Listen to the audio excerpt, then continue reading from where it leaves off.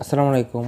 তো আমরা যখন ইমোটা চালাই তখন আমাদের ইমোতে যদি কেউ কল দেয় তখন ভাইব্রেশন হয় বা মেসেজ আসলেও কিন্তু ভাইব্রেশন হয়। তো এই ভাইব্রেশন আসাটা অফ করবেন কীভাবে এটাই দেখাবো। তো এর জন্য আপনাদের যেটা করতে হবে, আপনারা ইমোতে প্রবেশ করবেন।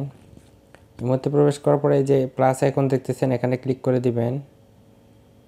এখান থেকে যে মোরে ক্লিক করবেন।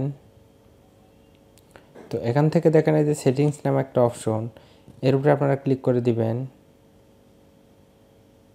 তো এখান থেকে যেটা করবেন যে নোটিফিকেশনস নামে একটা অপশন, এর উপরে ক্লিক করবেন। তো এর উপরে ক্লিক করে দেওয়ার পরে যে কলে ক্লিক করে দিবেন।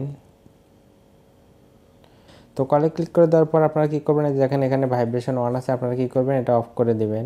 তাহলে কিন্তু কল আসলে আর কোনো ভাইব্রেশন হবে না। তো এরপর আবার কি করবেন, এই যে ফ্রেন্ড মেসেজ এখানে ক্লিক করবেন। তো এখানে ক্লিক করে দেওয়ার পরে যে ভাইব্রেশন দেখতেছেন অন আছে, এটা আপনারা অফ করে দিবেন। তাহলে কিন্তু মেসেজ আসলেও কোনো ধরনের ভাইব্রেশন হবে না।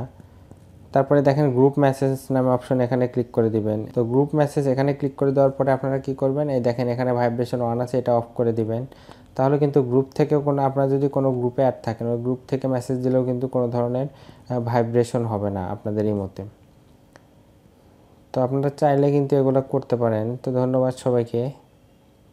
আর ভিডিওটা ভালো লাগলে অবশ্যই চ্যানেলটা সাবস্ক্রাইব করবেন, লাইক কমেন্ট করে দিবেন।